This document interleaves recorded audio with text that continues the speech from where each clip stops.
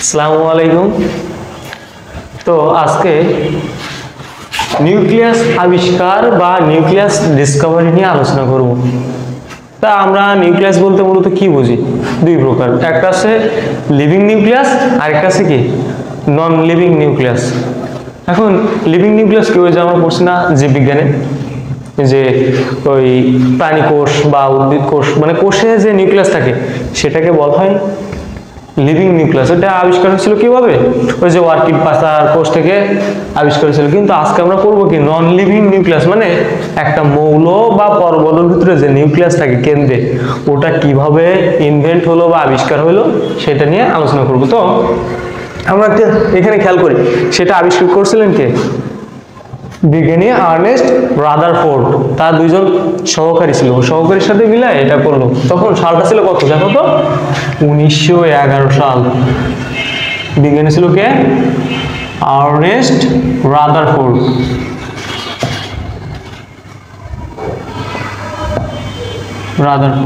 তিনি আলফা কণা আবিষ্করণ পরীক্ষার মাধ্যমে যে পরমাণুর কেন্দ্রে নিউক্লিয়াসের অস্তিত্ব আছে সেটা তিনি আবিষ্কার করেন। তো যেহেতু এটা একটা পরীক্ষা বা এক্সপেরিমেন্ট, তার মানে কি একটা এক্সপেরিমেন্ট করতে গেলে কি প্রয়োজনীয় কিছু উপকরণ লাগে না, বা রিকোয়ার্ড ম্যাটেরিয়াল যেগুলো। তা আমি প্রথমে মনে করি এখানে প্রয়োজনীয় উপকরণগুলো লিখে নিই, কি কি আমার প্রয়োজন হবে এই পরীক্ষা বা এক্সপেরিমেন্টটা করার জন্য। প্রয়োজনীয় উপকরণ, তো প্রয়োজনীয় উপকরণ আমার কি কি লাগবে? তা আমার প্রথমে লাগবে কি জানো, একটা লেড চেম্বার লাগবে। কি লাগবে? Lead chamber. কি জন্য লাগবে, কেন লাগবে, আমি যখন এক্সপেরিমেন্টটা করবো বা ব্যাখ্যা করবো তখন বুঝতে পারবো। তারপরে কি লাগবে আমার? তেজস্ক্রিয় কিছু মৌল, রেডিও অ্যাক্টিভ মেটাল। কি লাগবে? Radio active metal. ওকে, তো রেডিও অ্যাক্টিভ মেটালের ভিতরে কি কি হয় সেটা রেডিয়াম বা পোলোনিয়াম যে কোনো একটা দিয়ে করতে হয়।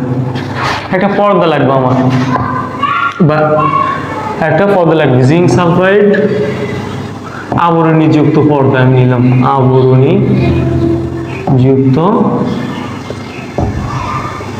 পর্দা। এরপরে আমার মোট 4টা উপকরণ লাগবে। এরপরে আমার লাগবে কি গোল্ড বা পাতলা স্বর্ণের পাত। কি লাগবে? পাতলা স্বর্ণের পাত। কতটা পাতলা হবে সেটাও উল্লেখ করা আছে, এখানে মেনশন করা আছে।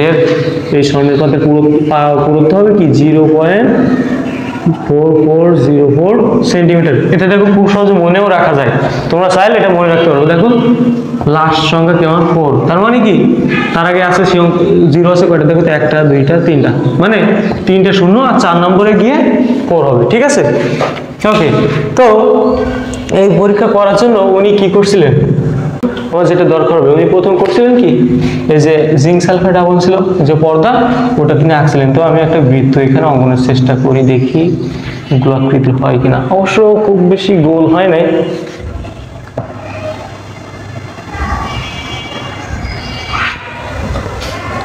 এটা কি আমার জিঙ্ক সালফাইড আবরণযুক্ত পর্দা, জিঙ্ক সালফাইড আবরণ লিখি, জিঙ্ক সালফাইড আবরণ। ওকে, এখান থেকে যেহেতু আমার আলফা কণা যাবে, একটা নির্দিষ্ট ছিদ্র দরকার। এর ভিতরে ছিল কি পাতলা স্বর্ণের পাত। আমি স্বর্ণের পাতটা এইভাবে আঁকছি, এই মনে করো পাতলা স্বর্ণের পাত। পুরুত্ব ছিল কত? 0.30, 4 নম্বরে কি 4 সেন্টিমিটার। ঠিক আছে, এরপরে এটা কি আমার স্বর্ণপাত বা গোল্ড, তাই না? এরপরে ওই যে আমি লেড চেম্বার নিয়েছিলাম না, মানে চেম্বার বলতে একটা বক্স, লেডের একটা বক্স থাকবে এখানে, লেড বক্স।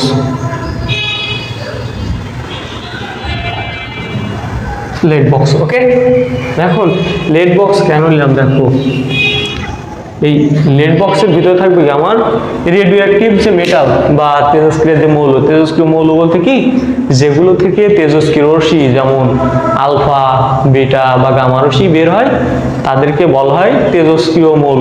ঠিক আছে, তো এখানে তেজস্ক্রিয় মৌল হিসেবে আমি রেডিয়াম বা পোলোনিয়াম যে কোনো একটা মনে করে রেডিয়াম নিলাম এখানে, কি নিলাম, রেডিয়াম। ঠিক আছে, তেজস্ক্রিয় মৌল। এখান থেকে কি হবে, এখানে একটা ছিদ্র পথ থাকবে, এই ছিদ্র পথে কি হবে, আমার আলফা কণা বের হবে। ওকে, এখন খেয়াল করো, আলফা কণা এখান থেকে বের হবে। উনি করছিলেন কি, এখান থেকে যেহেতু, এখন আমি আরেকটা কথা বলে রাখা দরকার যে আলফা কণা কি। আলফা কণা হচ্ছে কি, আমরা ওই যে পর্যায়সারণীতে 118টা মৌল পড়ছি না, ওই 118টা মৌলের ভিতরে যে হিলিয়াম নামে একটা মৌল ছিল 2 নম্বরে, তাই না, হিলিয়াম পরমাণু। এই হিলিয়াম পরমাণু থেকে যদি 2টা ইলেকট্রন সে ডোনেট করে বা দান করে, তখন তার যে অবস্থা প্রাপ্ত হয় সেটাকে বলা হয় কি, আলফা কণা। তার মানে কি, দ্বিধনাত্মক হিলিয়াম নিউক্লিয়াস।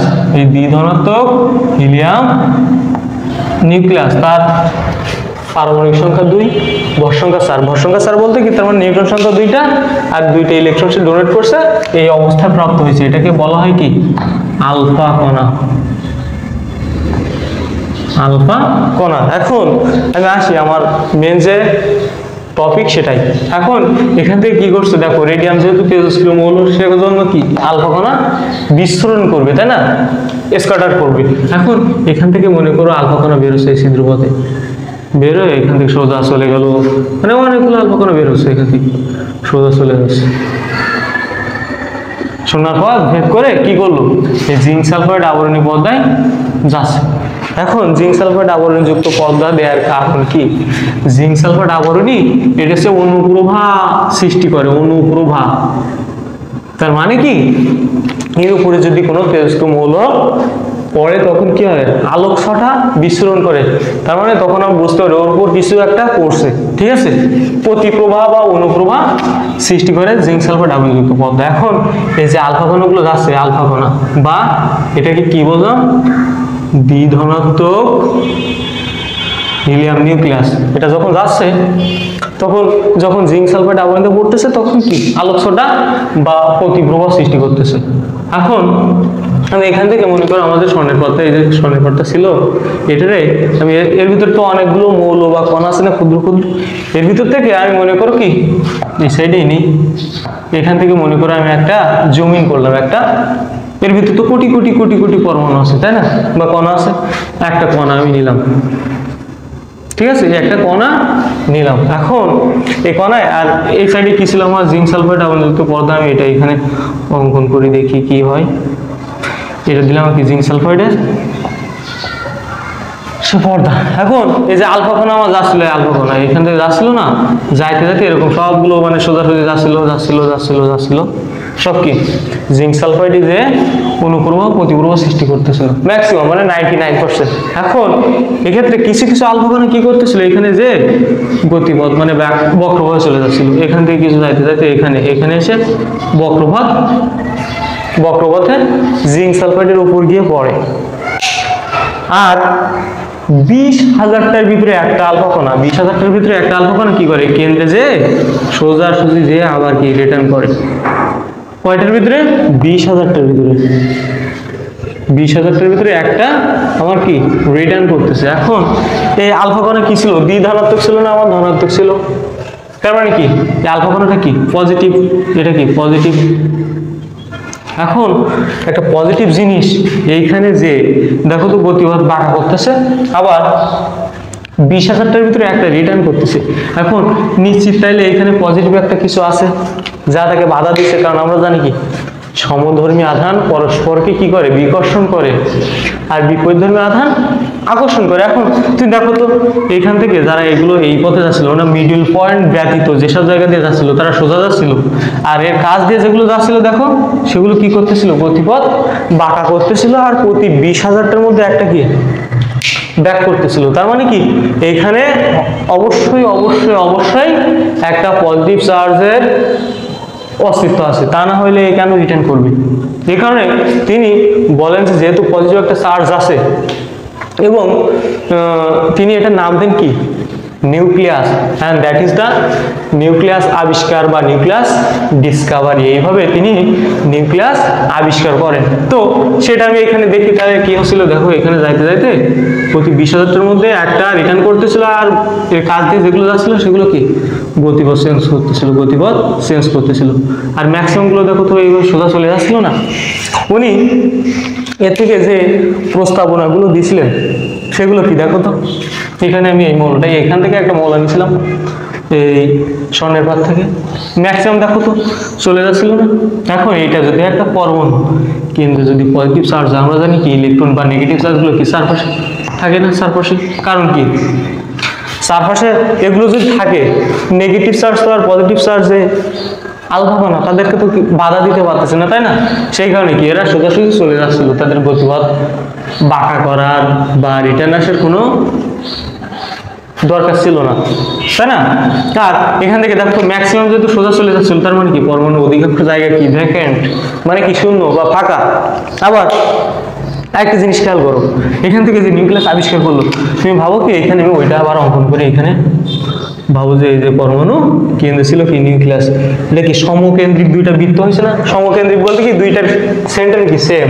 এখন সমকেন্দ্রিক বৃত্ত যদি হয়, দেখো তো এই কেন্দ্রে যে নিউক্লিয়াস ছিল তার ব্যাস এইটা, আর মনে করো আমি পুরা মৌলে যদি ব্যাস অঙ্কন করি, তো পুরো মৌলের ব্যাস এই পরিধি থেকে এই পরিধি, এই নিউক্লিয়াসের ওই সরি এই যে মৌলের ব্যাস ছিল কত জানো? উনি বলছিলেন যে 10⁻⁻8 সেন্টিমিটার, বা মিটারে লিখতে হবে কত, 10⁻⁻10 মিটার, বা এটাকে অন্যভাবে লেখা যায় 1 অ্যাংস্ট্রম।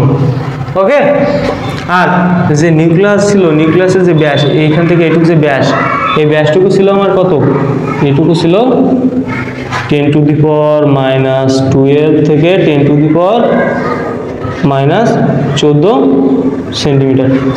ওকে, এখন তিনি বলছিলেন কি কেন্দ্রে ধনাত্মক চার্জ আর অধিকাংশ জায়গায় ফাঁকা, চারপাশে ইলেকট্রনগুলো হচ্ছে কি ছোটাছুটি করে বা ঘুরে বেড়ায়। আর কি বলছিল, পরমাণুর অধিকাংশ ভর কি কেন্দ্রে কেন্দ্রীভূত, কারণ ইলেকট্রন যেহেতু অতি হালকা, সে কারণে ওর ভরকে কি নগণ্য ধরা হয়। আর যে কেন্দ্রে যে নিউক্লিয়াস থাকে, উনি নিউক্লিয়াসের ভিতরে আবিষ্কার করেছেন কি প্রোটন প্লাস নিউট্রন থাকে, প্রোটন প্লাস নিউট্রনের ভরকে বলা হয় কি নিউক্লিয়াসের ভর। ঠিক আছে, তো আজ এই পর্যন্তই। আল্লাহ হাফেজ, সবাই ভালো থাকবেন।